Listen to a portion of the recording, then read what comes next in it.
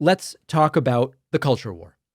Critical race theory, gender identity, trans sports, wokeness in schools, book bans, parental rights, gender affirming care.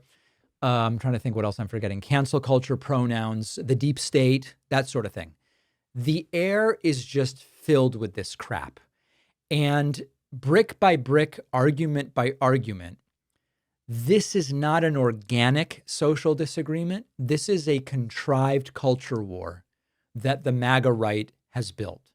You might say to yourself, how did people suddenly wake up under Trump and start to believe that book bans, pronouns, trans sports, woke, all the stuff I just mentioned is like the biggest problem in the world? How did it happen?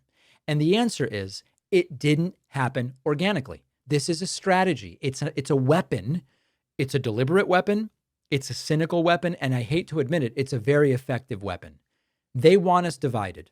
MAGA doesn't just tolerate the culture war. They thrive on it. They stoke it. They amplify it because they do not care about winning arguments. It's about winning power. Think about it. We're screaming at each other about bathrooms or what books are in the library.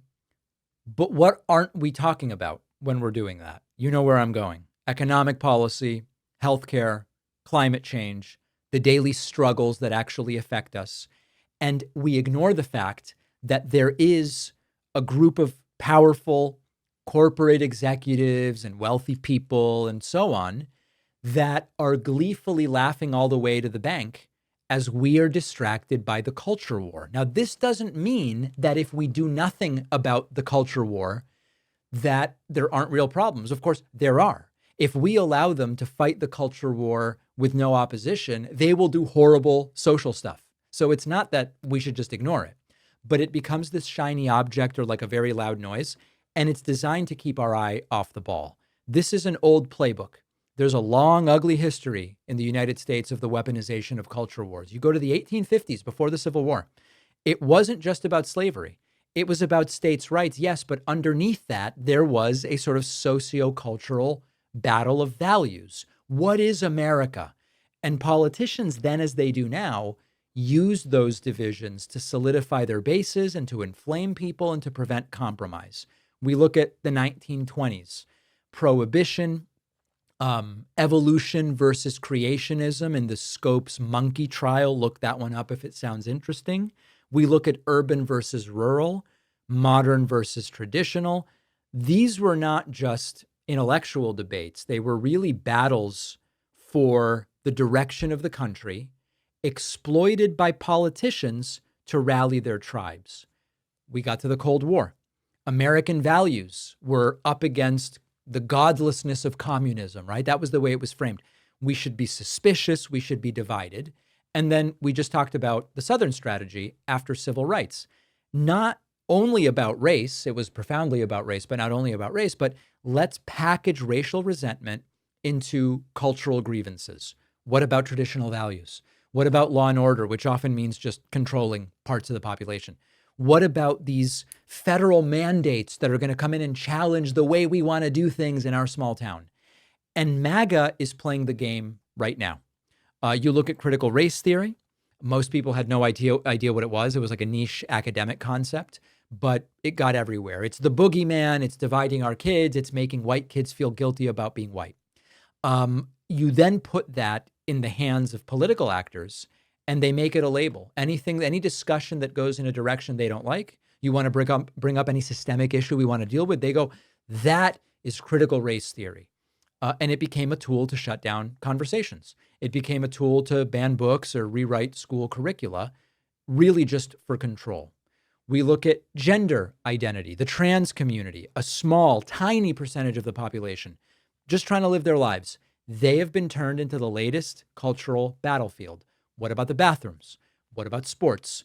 What about pronouns? What about in the military?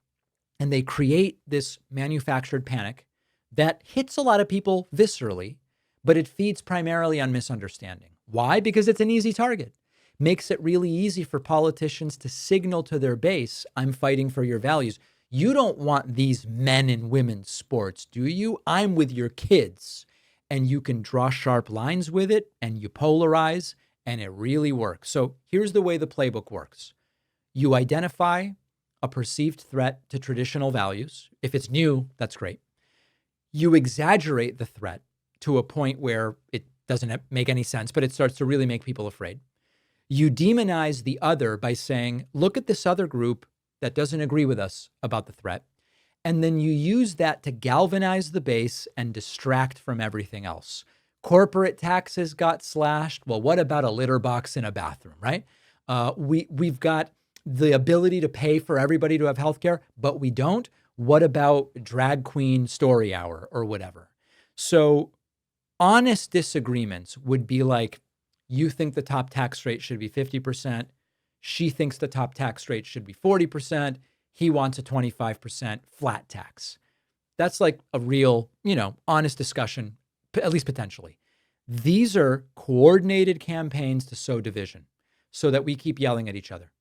And as long as we're fighting over culture, we're not united enough to really change the stuff that will make a difference day to day. And the cynical genius of it, and it pains me to say this, the left, there are little pieces of the left that take the bait.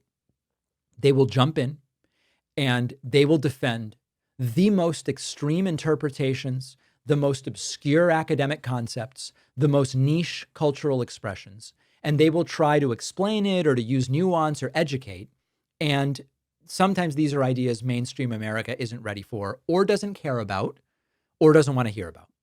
And when they do it, it's a gift to MAGA. See, look, the left really believes this because we got someone to defend some crazy notion that nobody really supports. They want to teach your kids this. No, they don't, is the right answer. But then you have some tiny little fringe that goes, we should be teaching kids that. Why shouldn't we? Boom, it's done. It'll alienate the bulk of the movement and the party. So we need to identify what they're doing and understand why they're doing it. But the left needs to be smart. The left has to understand not every fight has to be our fight. We don't have to take every absurd MAGA accusation and give a full-throated defense of it. Sometimes the smartest move is let it hang, pivot back to the real issues. Because as long as that fringe takes the bait and they get dragged into defending every single perceived slight against wokeness, you're playing MAGA's game and you're playing with MAGA's rules. And we're going to lose the attention of the very people that we want to partner with to make everybody's lives better. So this is why they want us culturally divided. We're going to have more on this on our YouTube channel, which I hope you're subscribed to at youtube.com/thedavidpakmanshow. Your personal data is everywhere and you might not even know. People search sites and data brokers are quietly publishing your name, address, phone number, even things like property records, political views. It is not just creepy, it's dangerous because scammers and fraudsters and shady marketers can use this information every day. Our sponsor, Incogni, solves the problem for you.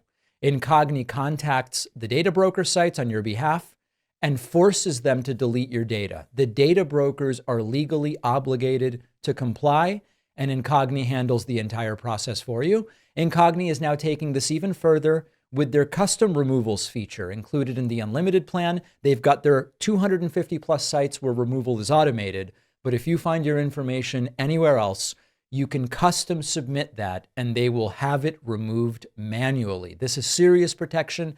Using Incogni can cut way down on the spam calls and the messages that you get. Fewer risks, more control over your identity. Try it risk-free for 30 days and get 60% off an annual plan when you go to incogni.com/Pakman. The link is in the description.